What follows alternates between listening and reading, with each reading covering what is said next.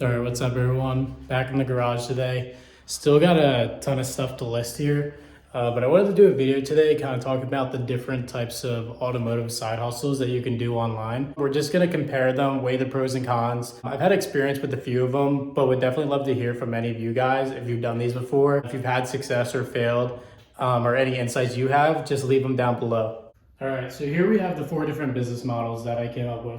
Drop shipping, junkyard picking, dismantling, and consignment, which is what I do.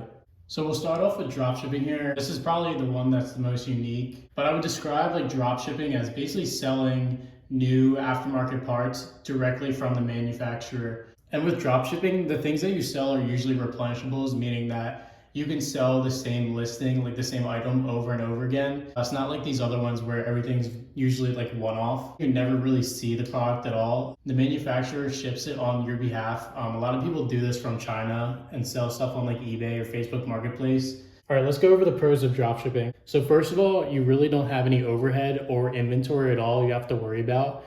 You basically just put stuff on your store. When it sells, you go to the manufacturer's website, order the item on behalf of the buyer, and then directly ship it to them from the factory. And secondly, dropshipping is a very scalable business. You can basically make as many listings as you want.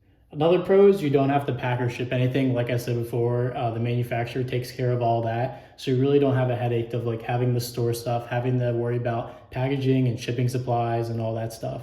And then the last thing I came up with is that you're mainly selling new parts. So hopefully these things work right and they're high quality and you'll have way less returns than working with stuff that's used or potentially damaged already. And now for some of the cons of dropshipping. First of all, it's just a very competitive business. Because it's so easy to list stuff and the fact you have no inventory and no overhead, there's just a lot of people doing it. So it's just very difficult to get a space in a market that's not already saturated and overly competitive.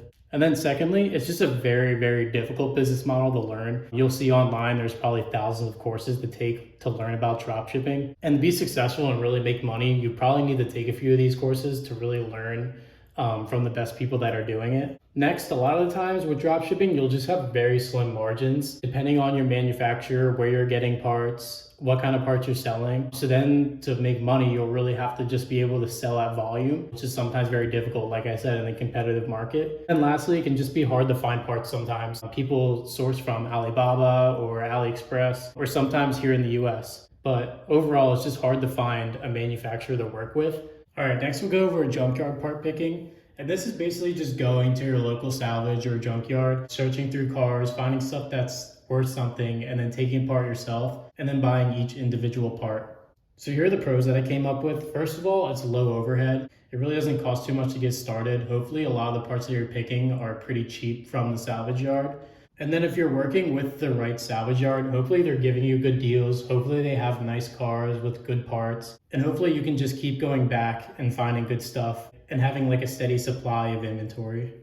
And the cons for junkyard part picking, first of all, it's just not very scalable. And similarly, it's just very time consuming. You're gonna have to go to these junkyards and just search for hours trying to find inventory. And if you're working with a junkyard that doesn't really have the best quality cars, then it could just be a waste of time if you only find like 2 or 3 things every time you go. And then also the parts that you're picking from the junkyard, they're usually just gonna have slim margins unless you find like a gold mine or places that have really high quality European new parts. And then 2, you're gonna be buying everything up front. So you never know like how much you'll actually be able to sell a part for. Or maybe something won't even sell and you're stuck with it and you're just gonna have to trash it and take a loss on that. Overall, these things, I think in my opinion, just make junkyard picking not a very profitable business. But at the same time, I think there's some people that definitely have success with this. It's really just like whatever you enjoy and want to make money doing. But for me, this isn't a side hustle that I would spend my time doing. All right, so let's go over the third one. Probably the most popular, the one that people have heard of the most, especially on YouTube. It's just gotten very popular in the last few years, mainly rebuilding, but also dismantling. So dismantling is basically buying cars off salvage auctions like Copart and IA. Cars that are really wrecked and can't be repaired, they have to be parted out. So they dismantle them part by part, and then they put them on eBay and sell them one by one. So the main pro for dismantling is you can make a ton of money. I can say that I've done this before with a few cars that couldn't be repaired. And my next video is actually going to be about dismantling a Camaro SS that I bought for super cheap. I was able to make several grand off just that car. So this business model is really scalable. You can grow into a big warehouse, you can hire employees, you can make this a full-time job rather than a side hustle. So in that way, there's definitely a ton of opportunity to make a lot of money.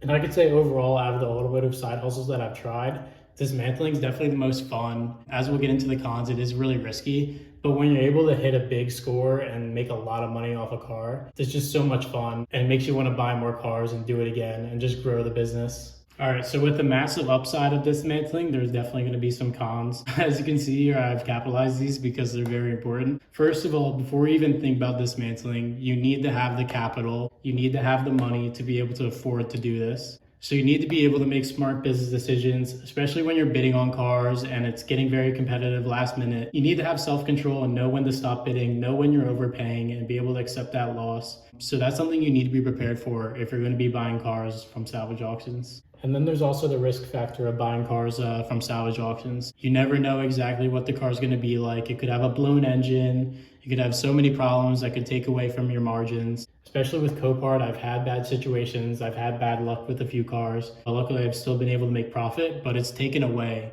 from the money that I could have made. And again, similarly, it's very competitive. There's just going to be tons of people bidding on cars. It's not like it was a couple years ago. A lot of people overpay. There's a lot of scams. So you need to be able to deal with the competition out there. And then it's just also very time consuming and there's a ton of headaches. You have to worry about getting the car shipped or delivered or going to get it yourself. And then when you get it, you have to spend the time taking it apart, which is a big headache. Whether you're doing that yourself or have people helping you, that's just another thing to consider. And then similarly, you're gonna need the tools to be able to take the car apart and you're gonna have the space to take the car apart. You have to think, do you have a lift? Are you gonna need a warehouse or somewhere to store all the parts and all the cars and everything else you need? So overall, I really like dismantling. When you're doing it with the right cars and you have the right business model and you have the space for it, I think it's a great side hustle that could eventually turn into a full-time business. But you really need to be able to know what you're doing. Okay, last but not least, we have consignment, which is what I do. Explain what consignment really means. Basically, I go to local automotive and repair shops and I walk in and I ask them like, hey, do you have any spare parts laying around that you want to get rid of? And a lot of times they'll say yes. And then I take them, I bring them back to my garage here, put them on a shelf, clean them up, list them, put them on eBay. And when something sells, I take a percentage of the sales, usually about 30 to 40%. And then I go and pay them every week or two for whatever sells. So the pros for this business model that I could think of, first of all, there's no overhead. This does not cost me very much to do. I don't pay for the parts up front. I pay the shops after a part sells, usually every week or two. I'll either PayPal them or go and give them cash. I usually charge between 30 to 40% for listing, depending on how much work it is for me to pack and ship. And overall, I think this is a scalable business. In my area, there's probably hundreds of body shops and repair shops that I could go to. I currently work with a handful, but if I had the space and I had the time, I could easily just keep networking and growing this. Something else too, I work with a lot of high-end shops that fix Mercedes, Porsche, BMW, Audi. So the things that I sell are pretty expensive. Like the average price for my listing is pretty high.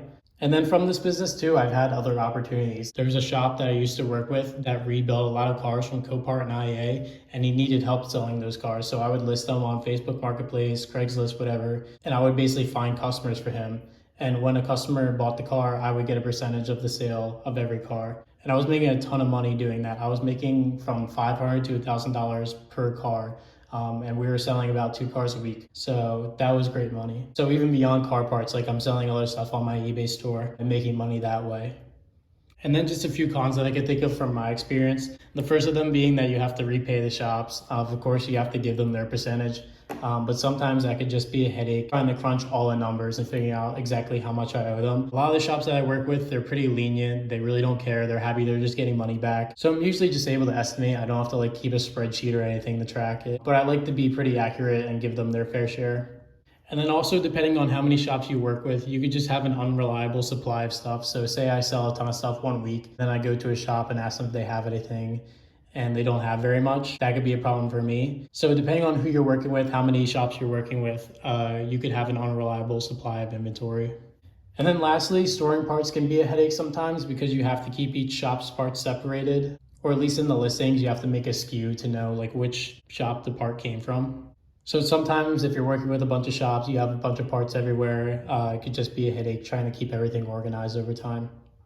And here's the bigger picture, just overall, the 4 business models that I came up with. Of course, I'm biased and I love what I do over here, but you can definitely make a ton of money with any of these if you're really skilled at it and you take the time to learn it. Hopefully that was somewhat insightful for you guys.